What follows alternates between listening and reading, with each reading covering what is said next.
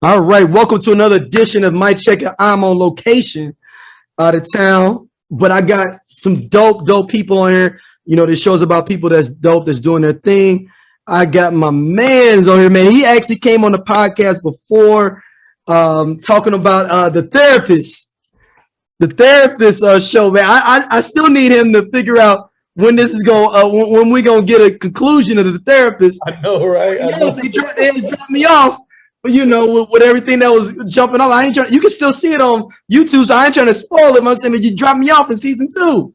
Yeah. It's crazy because the star of that show has gone off to do some amazing things. I don't know if you remember who she was, KJ Smith, but she's So I said, yeah. So because she was the therapist, right? Yeah. So we talked about a month ago. And she was just like, gee, it's time to bring it back. We got some things we need to kind of finish. So she's like, I can walk it into some doors I couldn't do before. So we're partnering up to see if we can, revitalize it. But my question is, why put it back on YouTube again and just do the 15-minute episodes? Yeah. Finish it out and just keep it kind of homegrown like that. I know the production, the money, all. This growth too, you know what I mean? It's just growth. Not saying that I need to put everything on the network because I don't necessarily need to do that, but I just think for the evolution of where she is and where we are, that particular project needs to evolve, you know what I mean? And get into some hands and some partnerships that we can really amplify and get it in the right place if we continue to do it. So I think my man Geno Brooks is here on Mic Checka. Thank you for coming on, man. Absolutely. Man, congratulations on everything you got going on, man. I'm trying to just do some stuff, man. You know, the network's growing, man. It's growing. Yeah, see, man, you was at this before anybody was doing it, though. Yeah, man. And actually, my inspiration was a dude I met one time in New York. Rest in peace to Combat Jack, man. New Combat? I met him one time at a picnic on a rooftop, and I knew him from blogging because I don't know if people know he was an editor of Source magazine before. Yeah. So I was a blogger before, and I ended up winning a couple of blogger awards or whatever. And he was like, "Dude, you need to do this podcast and shit." Yeah. And I'm like, "Man, what do you mean?" He's like, "Dude, you in St. Louis, you need to go ahead and you need to do this." I'm like, "Oh man," and I end up doing it. Man, he passed away. I think it's been about 3 years now that Combat passed. Yeah, that was hard on the industry, I know. Yeah, man. So let's start from the beginning. People always think that people get to where you are. Though. I mean, I'm gonna give your stats out for people to give you a proper introduction. The pride of because you from the west side or south side of Chicago? You from the south side, obviously. Yeah. South side of Chicago. Wilberforce University, member of Alpha Phi Alpha Fraternity Incorporated, also the producer of writer, director of The Therapist, producer, writer, director of Black Boots, director of Brothers. I mean, I know you got so much other stuff too, but yeah, man. Proud of you, man. Like, dude, it's dope. Thank you, brother. It's a blessing, man. And it's funny how you bring up the city. You know what I mean? Like, to be able to get out of there, you know what I'm saying? And then realize your dreams are starting to kind of turn into what you always hoped to be. You know, I still got some ways to go, but, to see where I started, to see where I'm headed, and the marks that God has on my life, man, I'm just truly blessed. You know what I'm saying? That's how I look at it. Yeah, you B's line brother too, right? Yeah. Yeah, that's my boy. Boy, that's a wild boy right there. That's a wild boy right there. Peace to my fans, man. That boy. Yeah, man. You in LA, but he live an LA lifestyle and ain't in LA. He do live an LA lifestyle. That's crazy. Yeah. That's my fans, man. That boy. So let's start from the beginning, man. What's your upbringings in Chicago? Yeah. What part of Southside you from? Man, I'm from all over, but if I really, I grew up on 75th and Stony. So right by me, 76 South Shore, right over there. Yeah. So I was right there, right behind the, you know where the KFC is? Yep. It was two buildings that was identical, one red and one blue. And my grandfather owned those, so we lived in those buildings for that's where I was born. You know. Yeah, you wasn't that far from the minister's crib then. No, that's what I'm saying. That's what I was about to tell you is that one of my best friends growing up was his nephew, and they had this thing. I don't know if you remember this thing called Omar juice.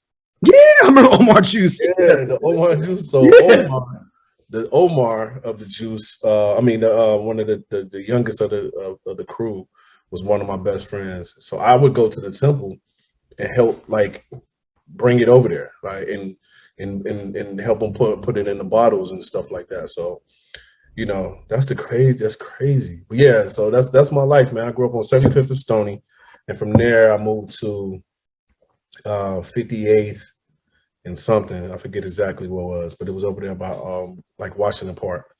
Oh wow, okay. Yeah, and then where I feel like really put a stamp on who I am was I lived in this place called Stateway Gardens on 35th and State. So, you know, growing up in the projects for the years that I was there, you know, it was a scary place, but it also helped mold who the person I became. You know what I'm saying? Did you go to Whitney Young? Nah, man, I went to High Park, bro. Okay. I'm a High Park kid. And then eventually we moved. We got a brownstone over there in Green on 63rd and Greenwood, 64th and Greenwood. Okay. But yeah, man. So I grew up around the area that I always wanted to go to High Park. My auntie went there. My uncle went there. And it was just like, yo, you going to High Park, boy. And then when it's crazy because my grade school coach knew High Park's coach. And I had a couple of spots that wanted me to come to their schools that wanted me to come there. And to play what? To play ball, my bad. I played basketball. Okay. So I was decent, man. I was pretty decent in basketball. They, one of the schools that really wanted me, my grade school coach had a relationship with my high school coach. And then again, it was High Park because all my family went there. It was a no-brainer for me. So you were around Quentin Richardson and them, right? Yeah, I played against Quentin. Quentin and what was the other dude? Was it Simmons? Other dude that went to DePaul? Bobby Simmons. Bobby Simmons, yeah. Yeah. So my little cousin, played with Bobby and Pierre. They went to Simeon. Okay. Yeah, they went to Simeon. Then they went to DePaul. Quentin and what's the name went to DePaul. But yeah, man. And then who else I played against? I played against Nazir Muhammad. I played against Kevin Garnett. So my older brother owns the restaurant with Nazir Muhammad 1111. Oh, okay, cool. Over in the meat packing. I don't know. Have you been there? Have you been there yet? No. But yeah. You know, Nazir owns that spot. Is 1111. It's over in the meat packing district. Oh, sweet. Yeah, I haven't been there yet, but yeah, man, I played against him. I played against Ronnie Fields, KG, Kevin Garnett. I was a freshman, but I played. Yeah. People understand the legend of Ronnie Fields, though, man. People don't understand like how cold he was. Man, yo, I just wish he had some other people around him, man, because he was somebody, that was even after his accident, he was still running, still viable. You know what I'm saying? It was just like because he's supposed to go to DePaul, right? Or was he supposed to go to Illinois? I think he was supposed to go to Illinois from what the legend says. He's supposed to go to Illinois. DePaul wanted him. I think DePaul was in the running. But yeah, I think Illinois, Indiana, and DePaul were the schools that, from what I remember, that he was supposed to go to. And people don't understand then that, I mean, he had the best vertical you could ever imagine for dude. Yeah, man. He had it, man. He had it, bro. Windmills, 360s, cockbacks, power. Yeah. I remember my pops took me to all the St. Louis people know the Coca-Cola shootout in St. Louis. It was Kevin Garnett was a senior, Ronnie Fields was a junior. Yeah.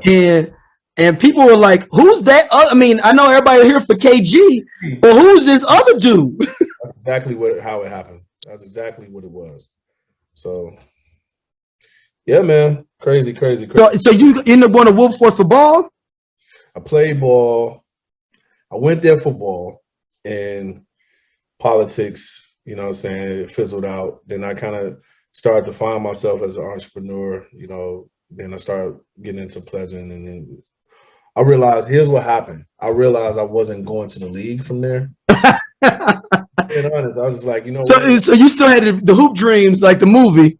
I had the hoop dreams, but I wasn't going to the league. So at some point I was like, you know what? Now it's time to kind of focus the influence because even then I realized the kind of influence that I had, you know, creativity or just how people kind of flock to me.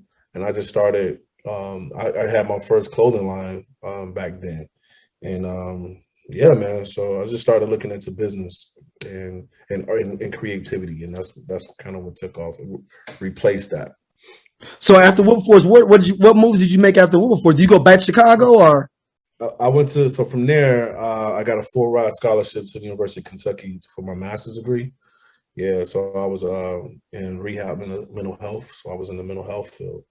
And then from there, I went back to Chicago to work for a bit.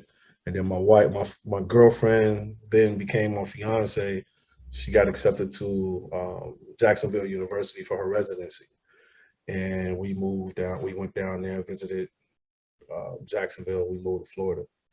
So I was in Florida for 2.5 years. Yeah, 2.5 years. And she had a 3-year program. So I was 2.5 years.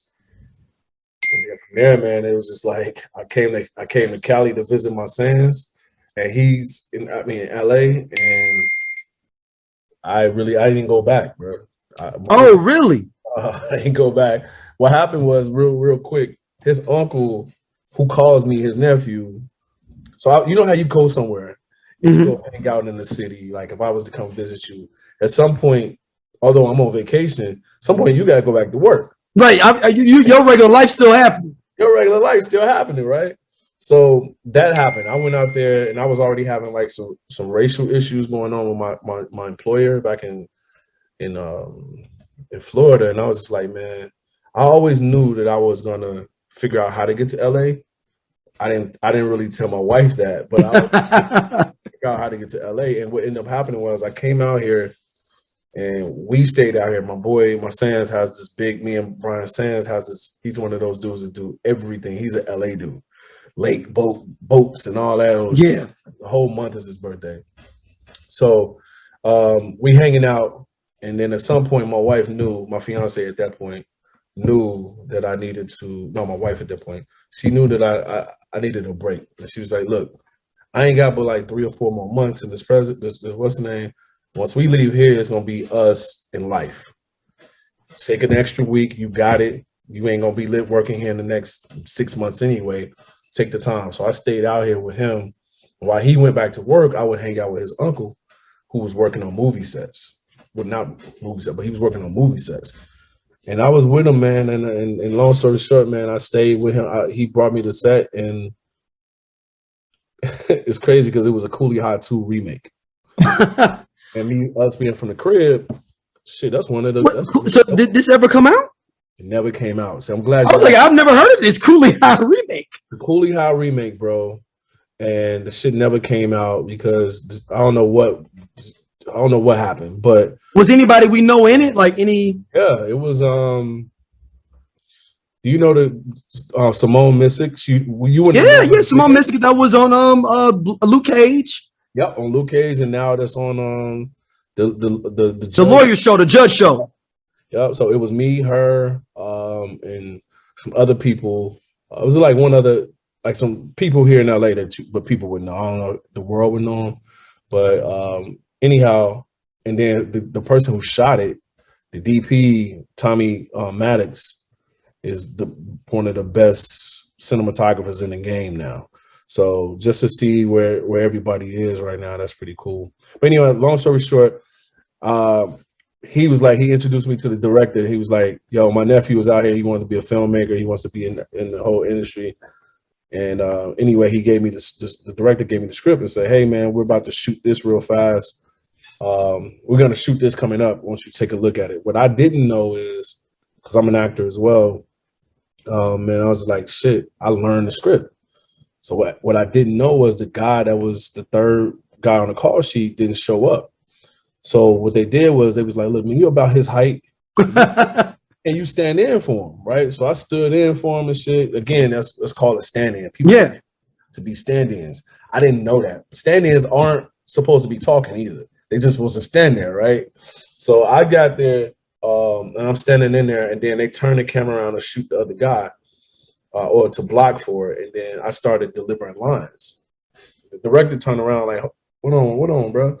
I was like, my bad, you gave me the script. I knew the whole script. And I knew what scenes we were shooting. So he's like, all right, fuck it. I seen them talking between each other. Then long story short, he was like, all right, I'm going to shoot this guy first. You keep giving him the lines so we can feed him so we can catch up on it. So by the time then you can just redo it and he already done with his part. He never showed up. Wow. He showed up after the director had given me the part. He said, this is what he said. He said, you said you visiting, right? And again, at the time, I didn't know what he was saying. I was like, yeah, I'm visiting for, he's like, how long you going to be here? I was like, well, technically I'm supposed to leave on Wednesday. I think this was a Saturday. He's like, do you think you could stay a little bit longer? And I was like, yeah, what's up? He's like, all right, you got the role. Swear to God. What role was it in the Cooley High remake? So in this remake, it was a slight different version. So Cooley High was about basketball. Yep. So this was about basketball too, but what they decided to add was a rival, a football player, and I was a star football player against Coach He and the big guy. So they flipped it instead of having the gang members be the rival, they made the football player be the rival. Yep. And then within the city, gang members would then approach us as kids. Okay. So, long story short, man, I booked that shit, stayed out here. I think I made about $8,000.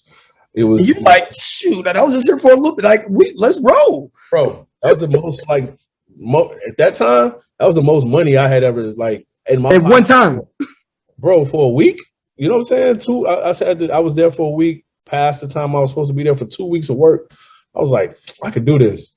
Now, what I didn't know is that I probably should have got paid more, but right. But at the time, I was it's only what you know. I said, I ain't going nowhere. Fuck that. I told the wifey, and she was like, all right, cool. If you think you can stay out there, you can book. We could give it a year. And I booked hella commercials and a whole bunch of shit. So to catch you up, I just was like, we booked some shit, and we moved out here. Now, I was supposed to be out here for 3 years total. I'm going on my 11th year now. So what was the plan what was supposed to be the plan after the 3 years? Well, I mean, at the time, I just, with the shit, I had booked a Nike commercial. I booked a movie. I was a third on the call sheet. Third on the call sheet means there's two people in front of you. You know what I'm saying? And then I had booked a Walmart commercial. So we was eating, you know what I'm saying? I thought that was going to be life. And it was can you hear my dinging? Yeah. It's all good. Hold on, let me see if I can turn this down. My shit be rocking, bro. Anyway, that's what I just thought that I would get a lead role on a big show, and that shit did never happen. So is it kind of like the dude that ends up, you start and you balling, and you like, this is how it is until you get to the next level of hooping, and you like, hold on, everybody was the man at their high school squad. That's exactly what it was. So, I was a new guy out here. I was young, you know what I'm saying? I was in shape, attractive, I guess, but just hearing what people would tell me. And then it's just, you're the new guy on the block. So people started paying attention to you. Then when they start seeing you a little bit more, and you haven't transited to the next level, then they start losing faith in you. That's really cool. So, but I'll say that I really didn't slow down, and I don't say this like blaming, but it wasn't until I had my kid. When my kid came, then I couldn't just go to auditions, and because my wife would be working. She's a doctor, so it's not like she can take off. Yeah, right? You know what I'm saying? You playing Daddy Dearest at this point almost. So at that point, when I'm missing audition, I got dropped from my agent at the time, who was a friend of mine. I got dropped from a manager. It was just like, all right, cool. So the shit started to slow down. So here's the transition. So when I ended up going, I was working a second job, and at the second job, I wrote The Therapist, and Oh, so you wrote it at the gig? I wrote it at the gig at night. So it's like basically like you go to one of group homes. I was basically a social worker doing my regular job, and then a night job I would do like pick up odd hours as like a manager of like the boys unit in a one of those group homes. That's what. Yeah. And you had to stay up at night. You can't just go to sleep. So in the middle of the night, I would be in the hallway, make sure kids don't go to each other's room, and I would just write. I told my boy, who's now my friend, one of my good friends, Isaac. Yeah, from the Lou. Yeah. So Isaac came in town. My wife introduced one of his friends was one of my friends. Is your wife from the Lou too? No. But Rochelle by any chance? No. Yeah, so Rochelle's from the Lou. Oh, light skinned Rochelle. Yeah. I know he's talking about. Yeah. Small, crazy how small the world is. Yeah, I know, but it's always people that's always connected. But that's good energy though. Yeah, so she was our building manager when we was living downtown, and then I found out I can't put my sayings out there, but I found out there was some connection. Yeah, family, and then a little while they became friends, and then once they became friends, it was it was all over. They had found each other. They both really didn't have many friends out here. And then they introduced me to Isaac. Isaac was leaving the NFL. He was coming to LA. He wanted a job. I got him a job at the spot. We became friends. So I say all this to say, I wrote something one time and I gave it to him because I knew he was like, gee, I know you do the acting thing, man. I want to get into the acting thing. You know what I'm saying? We should produce our own shit. This was all Isaac. I'm telling you how it came around. So wow. I was just writing to write, right? He's the one that put the battery in our back and both our back to believe that we could actually do it, right? He was like, we can raise the money. Shit, we can raise, we can put the money up from here. Or I'll bring in a couple dollars and we'll just shoot The Therapist. He starred in it. I wrote it, directed he did a good job too, man. Yeah, so that's kind of how my career got, my directing and producing career got going. I was already writing, and we pulled that shit together. And thank God he encouraged and pushed me because I found something that I've always wanted to do, but I didn't think I could do because I didn't have no examples. I had examples of actors. I just never had no examples of writers and directors. So we pulled that shit together and here we go. You know what I'm saying? So how'd you come up? Why'd you come up with the concept for The Therapist? Like, what was that thought process to come up with that? So what they tell you is write what you know. Mm-hmm. Right? Write the things that you know. Because again, I have my master's in mental health and therapy. I was going through the shit that I had already seen through the years I was working in Florida and when I was working here in Compton. And I just, started writing the shit. So I took certain things from my clinical hours when I was in University of Kentucky, because that was some wild times. I put those together and I started to write those, man. And that's kind of how the concept came about, because it was easier for me to write what I knew than to me to try to, at the time, to create.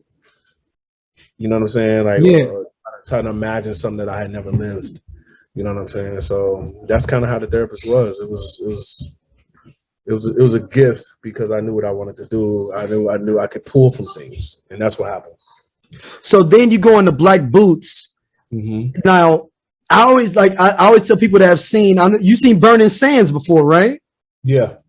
I was like, Black Boots is a little bit more. I mean, a little bit more. I would say more.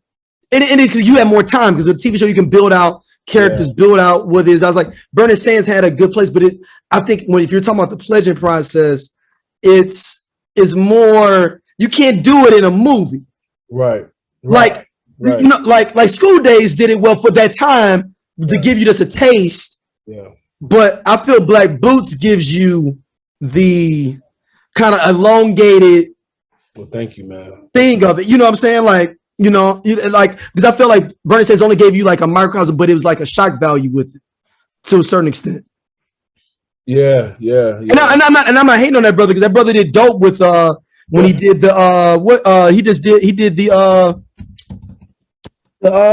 Purge movie, Purge 3. Purge, yeah. So, But yeah, man, you know, Black Boots was something again that was something that I wanted to do. It was something that was on my heart to do.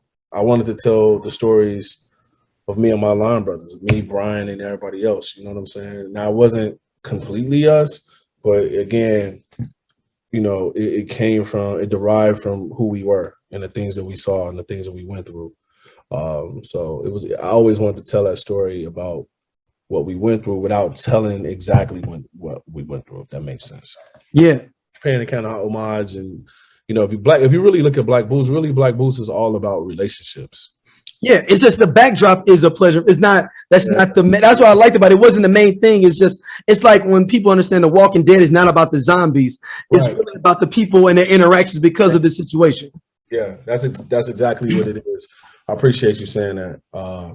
And you know, the hard part about Black Boots is you're writing for a genre or organizations that want to point their fingers as soon as you say something wrong, do something wrong, or give up secrets. So that was the hard part, to generalize it enough where everybody can kind of understand it and relate to it, but not make it too specific to anybody's organization and their secrets, so would nobody come for us. You know what I'm saying? Yeah. But do it justice with the things that you actually go through collectively and generally, from sororities to fraternities. Like give it the human feel of it, but without. It's like being in the military. Military movies don't give you everything that the military does. You know what I'm saying? But they give you the feeling of being in the military. Exactly. That's exactly what it is.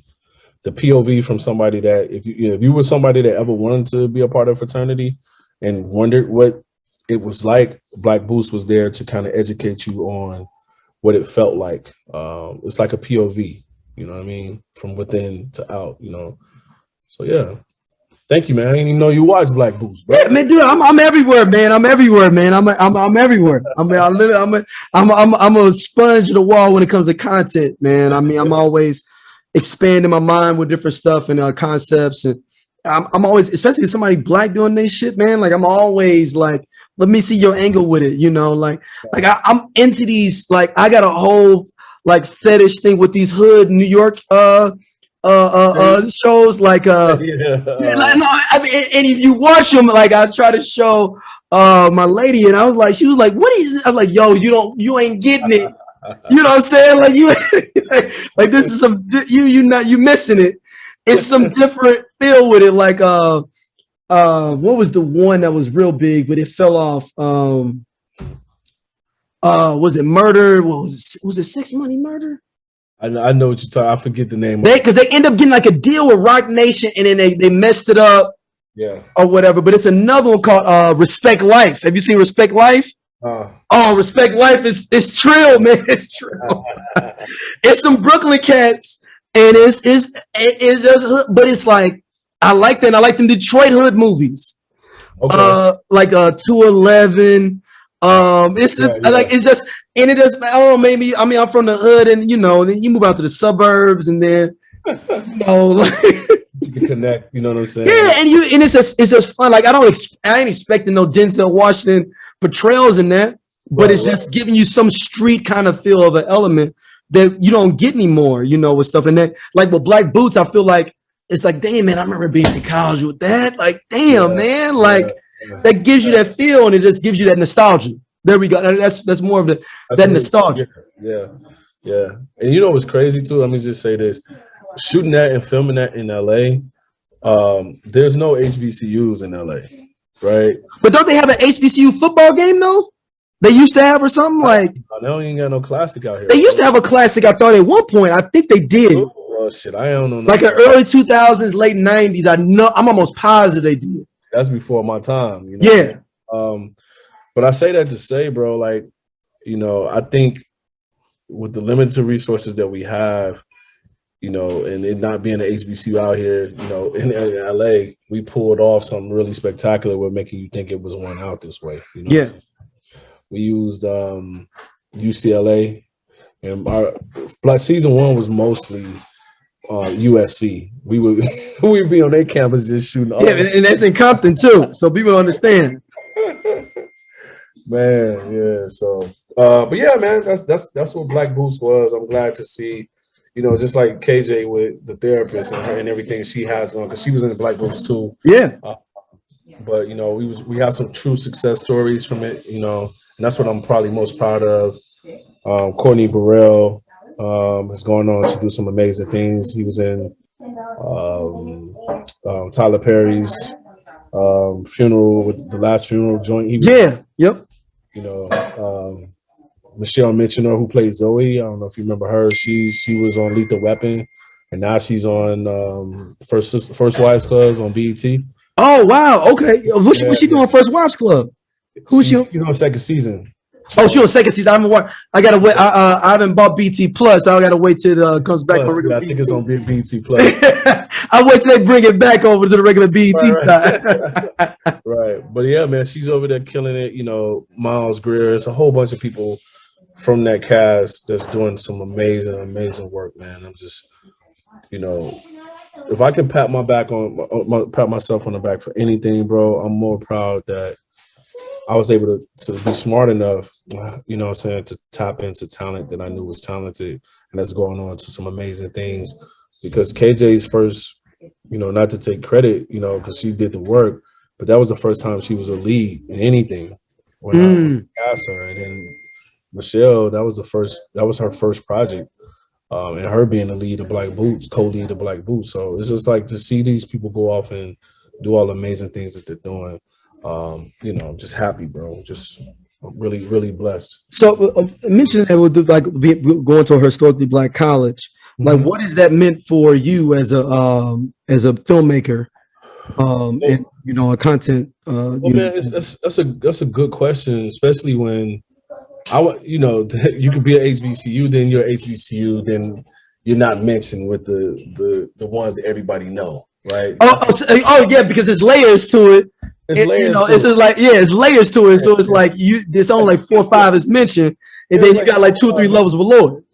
Right, and that's kind of, and we're the first of them. You know what I mean? When it comes, Wilberforce is the first Black university. Yeah, privately owned. I think Lincoln was a little bit before us. Then I've heard people from Fisk say they number. Well, I don't even know.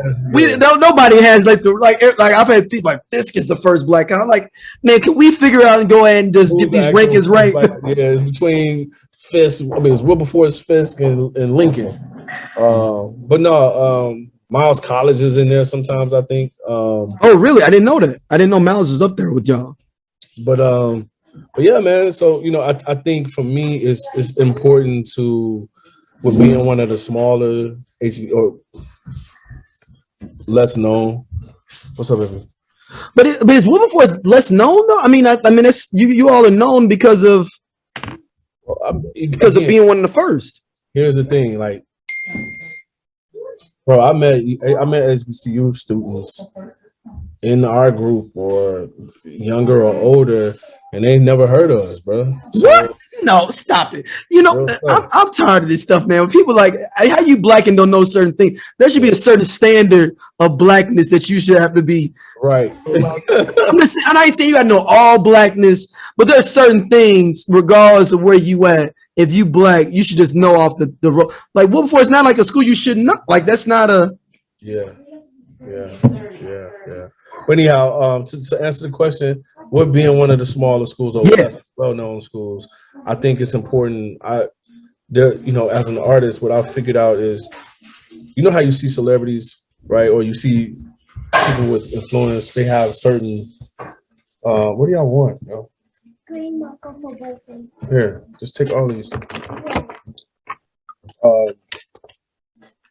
They have this influence, and then they have these things that they're the initiatives that they work on, that they're proud. I mean, that they stand up for.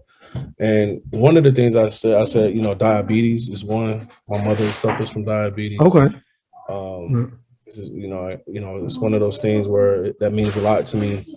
And homelessness is a big thing. And then there's HBCUs. It's important for me. Like if you watch Johnson, for example, Jarvis, one of the characters, had some basically going through something with a white company that wanted him as a face of the company, of their company, to bring in more diverse clients. And it was important for me to make sure that the HBCUs was represented in there, in their series. You know what I mean? So there's just something that I'm gonna stand up for in my art, and make sure that everybody knows that I'm from Wilberforce University, and I stand up and hold down HBCUs because we just as dope as anybody else. You know what I'm saying? So Yeah, because I mean, really, it's what that people try like is 5 HBCUs is basically what Howard, Hampton, FAM. You know what? I don't feel. You know what? I'll take that back because it's only one fraternity. Alpha Phi Alpha.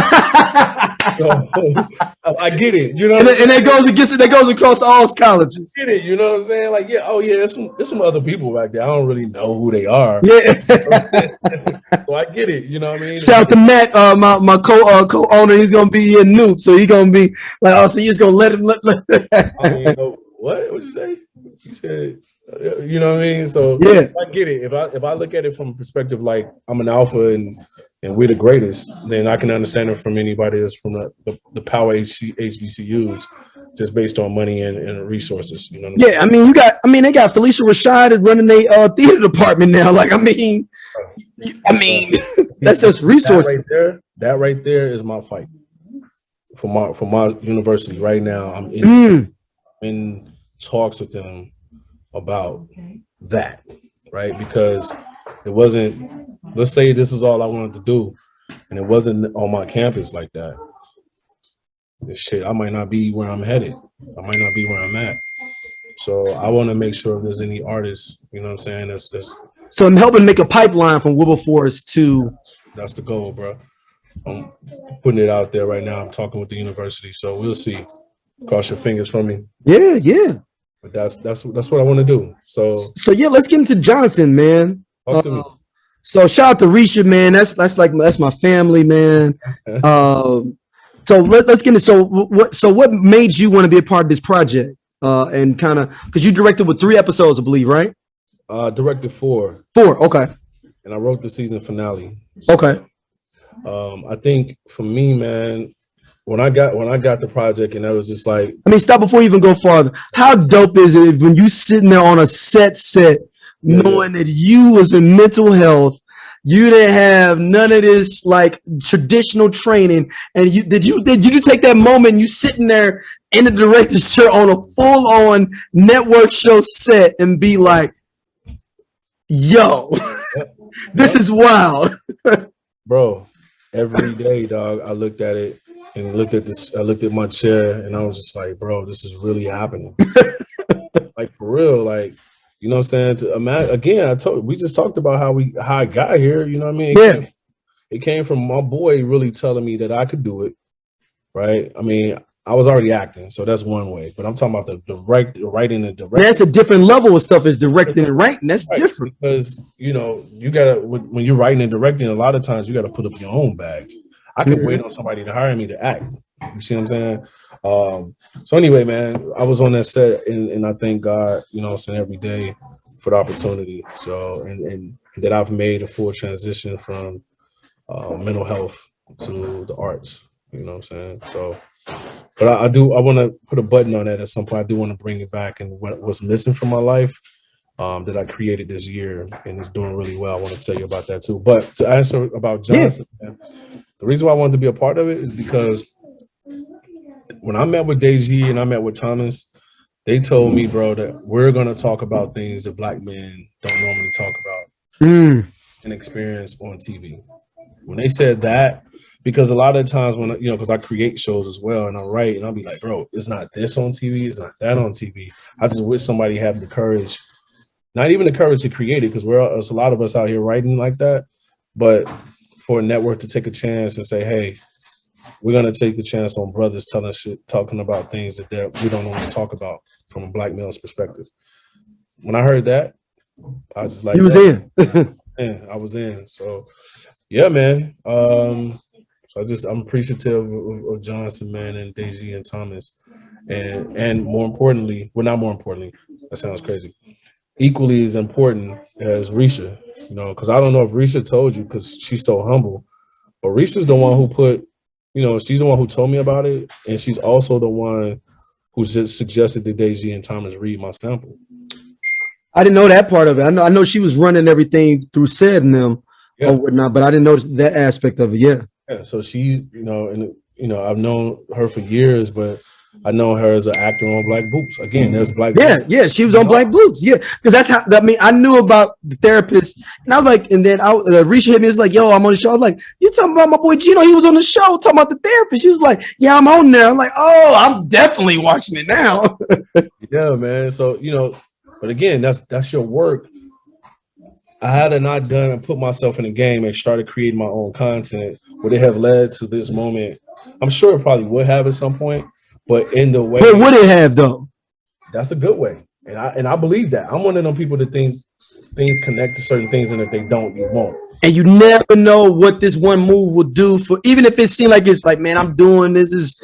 You just never know. Yeah. So that's what I was able to do, man. You know what I'm saying? Thank God, that me and Risha had hit it off, and we always kept in contact. We always said we would do something together.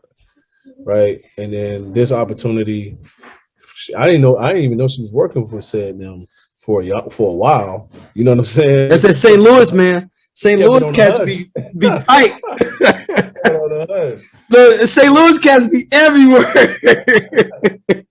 Yeah, but it worked out, man. I'm glad that she spoke. Chicago too. Chicago cats too, man. Yeah, man. We're all over the place, man. But I'm glad it manifested, bro. That's one of those relationships that I thank God for. You know what I mean? So what is it about Johnson that like really is like the most key thing that you really look at? Like, hold on, I want to say this. Risha, oh yeah, go ahead. Risha is the person that you think she is, and that she show up to be, and she shows up in her friend's life. So I just want to make sure, I want to tell her if she hears this that I appreciate her, and for her forever, I'll be indebted and grateful for the opportunity. So yeah, what you were saying. What about Johnson? Yeah, I said like Johnson. Where like you said you saw the project, saw everything going on with it. What did you think it was gonna be when you show up on the set? Like when you thought it was like gonna be like, oh man, it's gonna be like an old Soul Train back room thing. I don't know if you heard about the stories how Soul Train used to be and how Don Cornelius used to be getting over on cast and be like, Oh, no, Said was involved. Yeah, so it was official. And I know Said before I knew Said, without Risha. I had worked for Said many years ago. I had done he was doing the show with BET, and a friend of mine gave me, said needed a photographer and a videographer to follow him around while he was filming his BET show. And he introduced me to Said hired me, and I worked with him. So I knew him before then, and I just know what he's standing up for, and I know what he's trying to do with the new, outside of him acting, with him producing. So I knew it wasn't going to be crazy. You know what I'm saying? And then when I talked to Jay-Z, Daisy and Thomas, I knew what they had intentional, specific goals for their show. And when I tell you these brothers looked me in the eye and said, hey, this is what we want to do. I said, all right, cool. So no, man, it wasn't no, everything was professional. It wasn't none of that, bro. They didn't protect that set like that. So you say you got a new project or something that you was working on? You just talking about what's that? Yeah, man. Just wanted to. So during the pandemic, man, what I realized with social services, and now that I'm not doing that anymore, and I'm giving my life to art, is that I miss that version of what I used to do with my clients and my kids and stuff like that. And so I just was like, yo, man, I've always wanted to create a mentorship program, and we created it for BIPOC emerging filmmakers. So we created it, brought it up, did a whole year of it. They just graduated like 3 weeks ago, and what they had to do after we taking them through writing, directing, finding yourself as an artist, producer, and a multi-hyphenate. Those are each month that this theme. They had homework each month. And then we will bring in industry professionals like, big time directors, big time producers will come in and talk to them. And then the last thing was that they had to write a thesis short film. And when they got the thesis short film, we told them that we would produce one, but all of them it's 8 of them. So we would say all 7 of y'all. All 8 of y'all would write a short film, and then we would choose which one was the best, and then out of the 8, and then all of y'all will work on it in different capacities. And then, man, we just got hungrier, man. Me and the team, we got extremely hungry, and we was like, you know what, let's push. And what we did was we went out and found a distribution partner in All Black. So the All Black Streaming Services, which is a company of AMC, used to be formerly known as UMC. Yeah. UMC, yeah. Bob Johnson. Yep. Because what's that show? The show, I forgot that show on there where they basically you swap wives or whatever. That's on there. That was on there, right? Swap wives. I don't know about that. Oh, it was like a wife swap, like you changed up couples. Okay. No, I don't know. I don't think that's on the next. We're talking about the same network. But long story short, man, it was just, these short films will be distributed on that platform. And right now we're in production for all 8 of them. And I'm really proud of my mentees. It's called Monogamy. Oh, okay. Yeah. That's Monogamy. But I ain't know that just was swapping couples. Yeah. Oh, yeah, that's the premise. It's called Monogamy. Yeah. I was like, I know I watched the first 2 seasons of that. Wife swap. I'm like, bro, I don't know. Yeah, I was just yeah, but you swap couples. They swapping couples. Oh, okay. That's it is. I was a wife swap and husband swap too. Oh wow. Yeah, it's wild. It's wild. But yeah, man. So that's what it did, man. We then so these mentees, these emerging filmmakers will have their first films. Imagine having your first film ever distributed on a nationwide distribution. Dude, it's gotta be. I was like that. You gotta be bugged out. Like I made it this far. Like that's super blessings, man. That's super. Want to do my job, bro. Like and I wish I had somebody to pour into me as much as like this, because I probably would have, with the talent that I had, I probably would have gotten a little closer sooner. And I just want to make sure that we provide a platform for some other, people of color to learn. All right, I'm gonna put you on the spot. You ain't got to give no ideas, and then I'm just gonna. If you had a movie right now, you had to drop. You can pick anybody in it. Give me your 3 co-stars and the premise of what it's anybody. It could be anybody. This is. But you got to ask. I'm different talents. I'm an actor, writer, or director. Which one is it coming from? No, you writing and directing. You behind the camera, and you getting to make the joint. You got 2 men leads, 2 female leads, and a concept. And I'm just throwing you on the spot. You ain't got me that you coming up with. I'm just saying, like, you could like, yo, this person doing this person doing that. Yeah. The 2 guys that I would want to work with. It's a young dude that's on. I'm gonna go for somebody that, you might know him, but he's not like the obvious. Mm-hmm. It's a young man. It's a young dude on Dear White People, and he has like a box fade. He's phenomenal. Which one you talking about on Dear White People? But he's like the what roles he play on there? What role on there? I don't know. That's what I'm saying. I don't know his name and I don't know the role, but he's the more militant one. But he's you talking about the one that's his fiance, his old girl that was on The Shy. That's where I was gonna lead. So I would work with her and him. Just like my throwing it out there for somebody that I feel like I can, if I created something, directing them something that would take them to the next level. Yeah. And then somebody that's more established. It's always gonna be a Nia Long for me. So Nia Long. And, shout out to Nia Long, who won before Me Too. We had the top 64 Black women of all time bracket. And she won the whole thing. This is early before we did the podcast.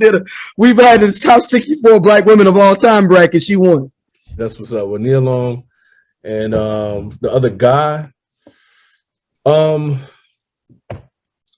these are all, I mentioned all Black folks.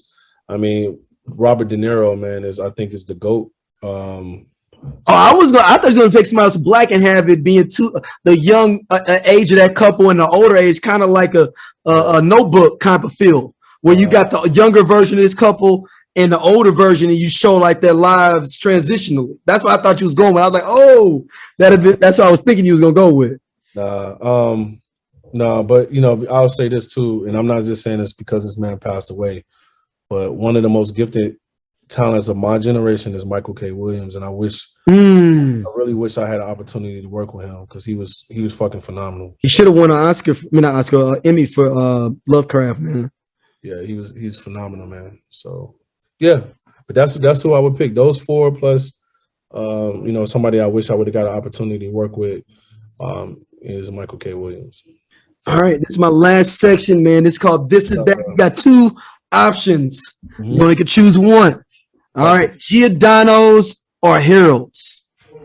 First of all, they don't even go in the same. Doesn't matter. Look, it don't matter. What are you talking about, babe? He asked me Harold's or Giordano's. Look, it don't matter. This is the whole point of This or That. Bruh, that's crazy. For me. Damn, that's the point. It don't match. It don't match. It's the point. It don't match. As a Southsider, if I don't say Harold's, that's because for pizza, I think people think that we have the best pizza ever, like in a city. Period. So even if I don't pick Giordano's, there's another pizza in the city that people will be like, "Oh, okay, I can see him getting that." But if it's just between Harold's and Giordano's. Bruh, I'm gonna tell you this. It's a lot of Harold's, and all of them don't hit the same. Very true. 79. No, 187th is the joint. 87 is the one. So, damn. Harold's Giordano's. Right? What do you think I would choose if I had to? She said Harold's, so I'm gonna go with Harold's. You got Harold's on 87 or the best Giordano's. Or the best Giordano's, which would be High Park because I grew up in High Park. Yeah. But no, I think I'm gonna go with Harold's, man. I'm gonna go with Harold's because as much as I love Giordano's, which is the best pizza ever, there's two pieces that people sleep on in the city. Okay. Get enough credit, and that's Reggio's. I like Reggio's. And Home Run In. I do. I was just doing. So hey, I got the. They got the little personal paying home run ins at the. I got like 6 of them at the crib. Yeah. So look, as much as it sounds crazy for me to pick it, I'm going with Harold's because I think that's also the same. Chicken is chicken. I'd rather have chicken over pizza, probably the best chicken over pizza. And if I had to pick a pizza, if I didn't get Giordano's, I feel like I'd be safe with picking Reggio's or Home Run In. So I'm good either way. All right, Common or Twisted? My uncle grew up with Common, so I'm gonna go with Common. Because Common's from Hyde Park too.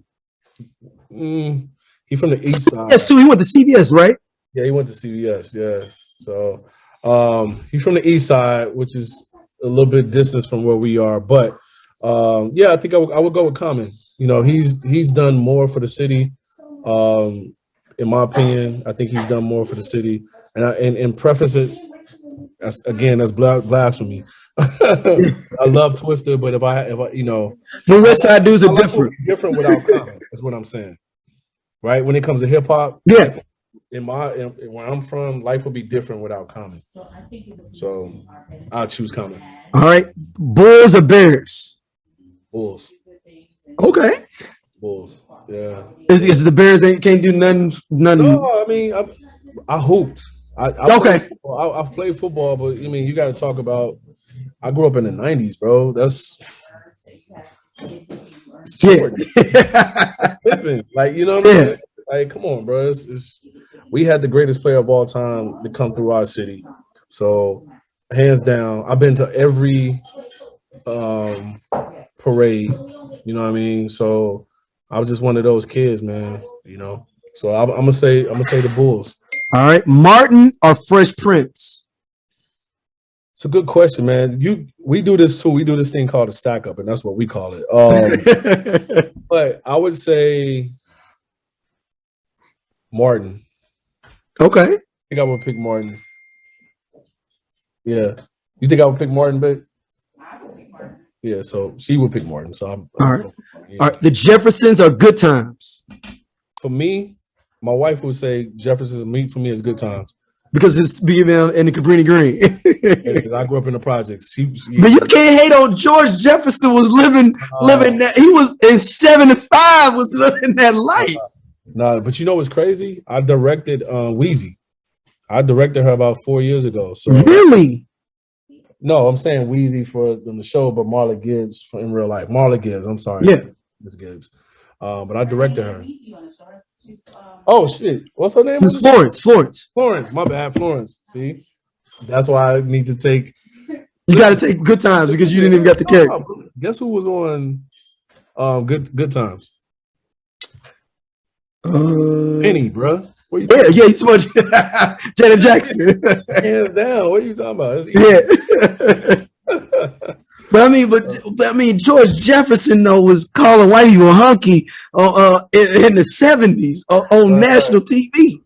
Right, this is what my wife said. In 75, he was right. Yeah. All right, Family Matters or Different Strokes. Different Strokes. Okay. Different Strokes is one that as an actor, as an entertainer, that's the first show that I saw myself, and I was like, shit, I wish. You know what I'm saying? I could do that, whatever that was. Yeah.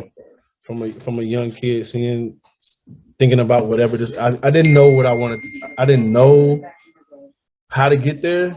I just felt like what he was doing is something that I wanted to be a part of, or what they were doing on that show. So Different Strokes for me. All right, Sade or Anita Baker?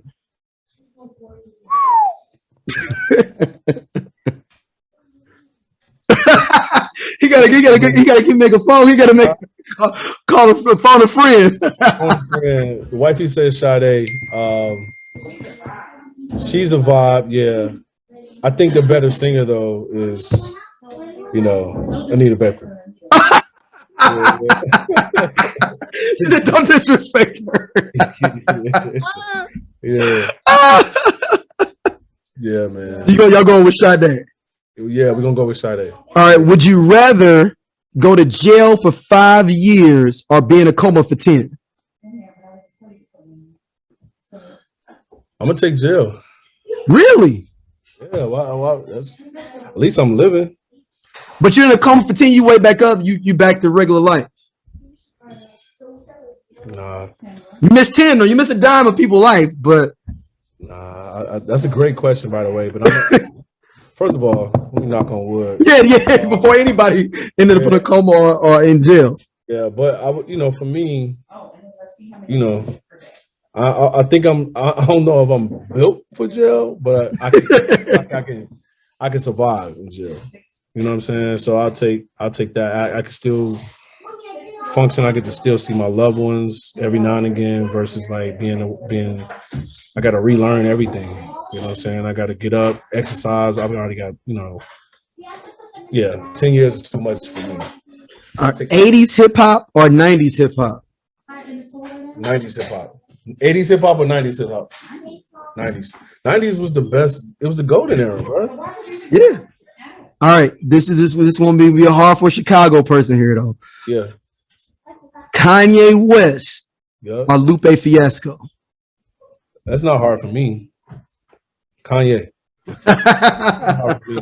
And look, I mean, because you got, people gonna say Kanye. If I gotta take the whole Kanye versus the whole Lupe, meaning like I gotta take all the crazy stuff that's coming along with Kanye, I'm still gonna take Kanye. I still am. No, that's real because how much he did his body work is ridiculous. But also, again, for me, it's always who did I relate to the most? Who am I more? I want to say similar, like, but my lifestyle, my life was without his mama they had in our hood that's what could be considered money. Yeah. Even if they were rich, that would be money to us. So, but I would just feel like he was closer to, and they grew up around the corner from where my grandmother lived. So it's like I think of that kind of shit. You know what I'm saying? So, and I just think he contributed more. You know what I mean, to the culture. All right. Triple threat match for the last question. It's a triple threat match. Talk to me. All right. Boys in the Hood, New Jack City, or Juice? It's easy for me. I mean, I'm the greatest. You didn't ask me who was the greatest rapper of all time. I mean, I mean, that's. Hold on. If you ask me that, then you would know what movies. So you think Tupac is the greatest rapper of all time? I'm assuming. All time. I agree. So we good to go. If we was in my office, you'll see I got Juice posted right behind me. Right. So with that being said, you know, it's not a landslide because I love Menace to Society.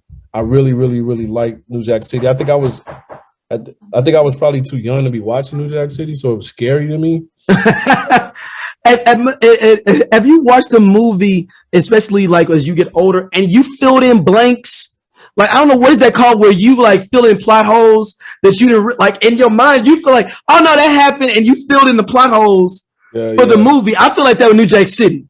Oh yeah, and I feel like they hung out way longer. Ice-T and in my mind, I feel like they hung out way longer. You know what I mean? Like you they kicked it for a grip in the movie. You like, that's only 10 minutes that they hung out. Now they boys like that. Yeah, but yeah, man, I think is that the Mandela effect they call it, where you like fill in some stuff that that's not necessarily true, just to make stuff continuity wise in life. Yeah. I don't know, but I can tell you this. I'll tell you this, that I can't watch. My wife gets mad because I watch movies and she, you know, she says I'm somebody that the back door just open. And the balls are rolling out into the yard. So yeah, we on a strong wind current on where we live. Hurry up before the balls move. But yeah, man, I would just say that, you know, my wife says I'm one of them people that watch movies and I'll be like, oh, this is about to happen. Or this is about to happen. That's how I am. Yeah. Well, man, Geno, thank you for coming on Mic Checka, man. Let everybody know where they can check out all your stuff, hit you up, all that good stuff. Hey, man, appreciate you having me. You know what I'm saying? I really, really, really appreciate this, bro. Proud of everything you're doing. And thanks for taking the time with me. But you can find me at Geno Brooks, Geno Brooks TV, as in television, on all platforms. That's Twitter, Facebook, Instagram. My website for the production company is The Artistic Standard. You can catch our apparel on the Artistic Standard apparel. They plugged in apparel. We just did a soft launch for it, but basically what we are, you know, with our new apparel, man, is what we're doing with the Artistic Standard apparel is what Nike is to athletes. Artistic Standard apparel will be the artists. So I got to get you. You got to shoot me your address, bro. I'm gonna shoot you something. Yeah, man. I'll rock it. Definitely, man. Yeah, man. I appreciate you coming on, Geno, man. Much love. Much love, bro. Next time. So true. Yeah, definitely, man. Definitely.